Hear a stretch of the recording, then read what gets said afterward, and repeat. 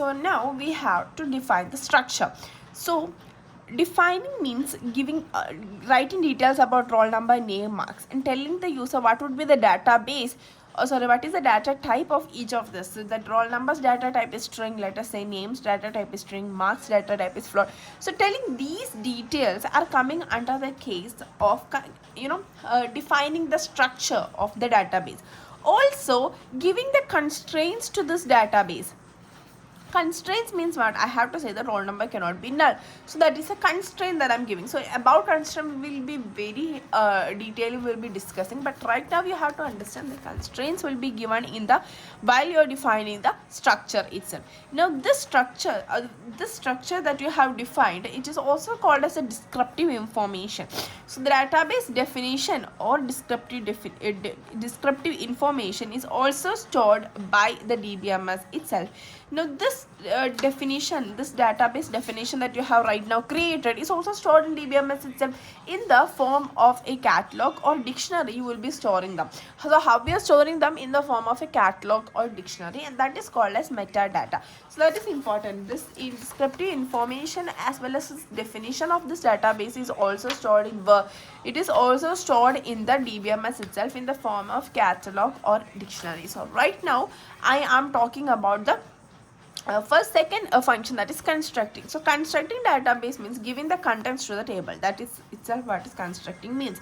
Now manipulating a database means what? You're having some queries, and that queries will help us to retrieve the data, update the data. That is updating data means if I want to say that the roll number 3 students, I have to update their mark through 25 because she has increased some marks. Okay.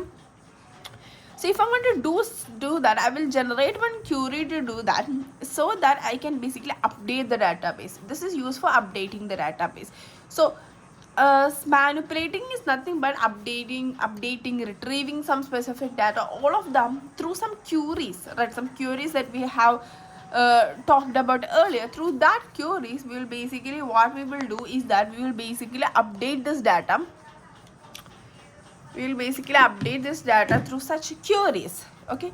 Now sharing a database allows multiple users and programs to access the database. Now what is sharing? Next function was sharing. Means multiple users and programs can access this data simultaneously.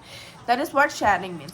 Now if I'm talking about one important part of this video, that is database system environment. So database system environment means first we users or programs, what they will do is that they will give some queries. That is, in the database system you have some queries or application programs. Now what the database software do is that they has to process these queries, and if I want some shared data also, I need to have a software to access this shared data from the database itself. So I can give the data to here or also take data from here also. So there are two ways. This is metadata and this is the shared database. So all these things are important. So we users and programs, first what we will do, we will be having some application programs or queries, and then to the database management software, first you have there should be a software for that to process these queries or programs. And after that, after you have processed these queries or programs, the next step is the software to access the shared data.